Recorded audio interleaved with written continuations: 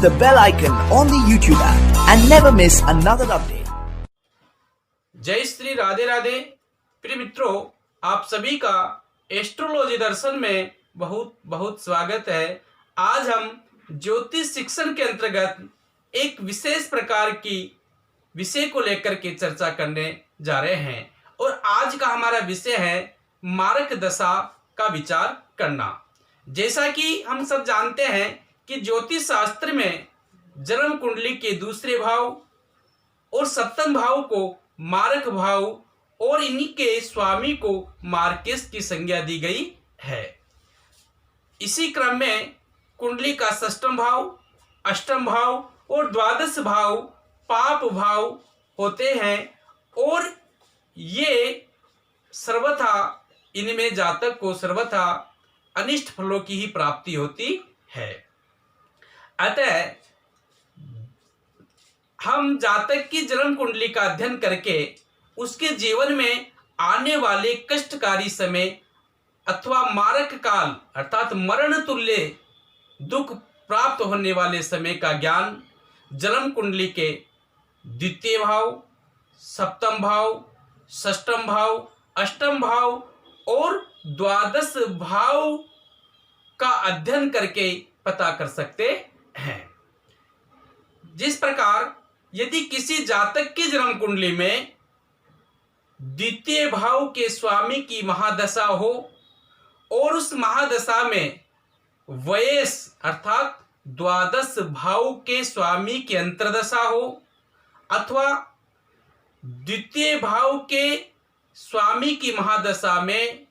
द्वादश भाव में स्थित किसी पाप ग्रह की अंतर्दशा हो तो वह समय जातक के लिए अनिष्टकारी होता है और असाध्य दुख प्राप्त जातक को समय में होता है। इसी प्रकार यदि द्वादश भाव अर्थात वयस की महादशा में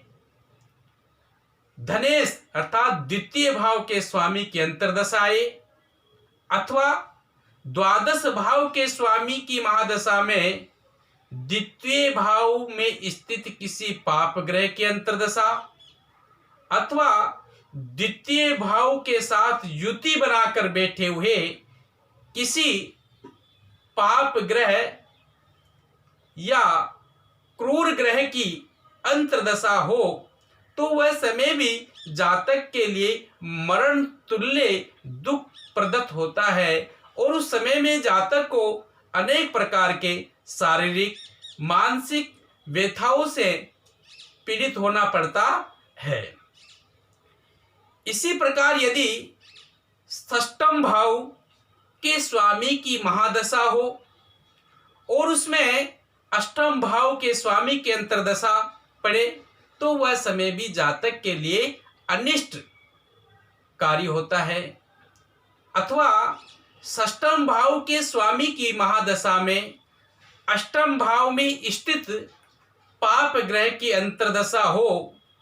तब भी जातक को अनेक प्रकार के कष्टों का सामना करना पड़ता है। इसी प्रकार यदि अष्टम भाव के स्वामी की महादशा हो और उसी की अंतर्दशा हो तो वह समय जातक के लिए मरण तुल्य दुख प्रदान करने वाली होती है। अथवा अष्टमेश अर्थात अष्टम भाव के स्वामी की महादशा में षष्ठम मेष अर्थात षष्ठम भाव के स्वामी की अथवा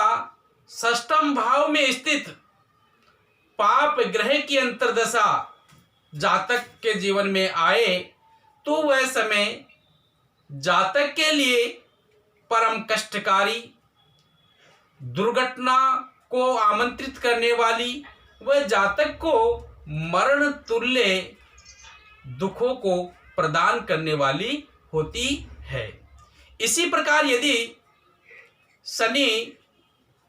मारक केश अर्थात मारक भाव के स्वामी के साथ युति बना करके विद्यमान हो, यद्यपि भले ही शनि शुभ भाव का स्वामी हो, परंतु मार्केज के साथ जन्म कुंडली में युति बनाकर विद्यमान हो, तो शनि जातक के लिए परम मार्केज की भूमिका निभाने वाला होगा। और वह मार्केज की महादशा में जब अपनी अंतरदशा में गोचर करेगा तो जातक के लिए अति असहनीय दुसाध्य कष्टों को प्रदान करने वाला होगा। इसी क्रम में यदि बुध और शुक्र किसी भी जातक की जन्म कुंडली के पंचम भाव में स्थित हो तो दोनों एक दूसरे की महादशा और अंतरदशा में जातक के लिए अनिष्ट फलों की प्राप्ति कराने वाले होते हैं। इस प्रकार यहां मारक जो शब्द है उसका सामान्य अभिप्राय मरण तुल्य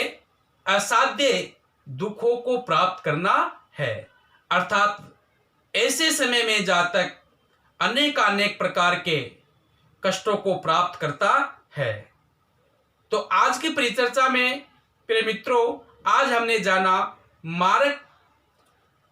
के विषय में कि जातक के जीवन में किस प्रकार से हम मारक दशा का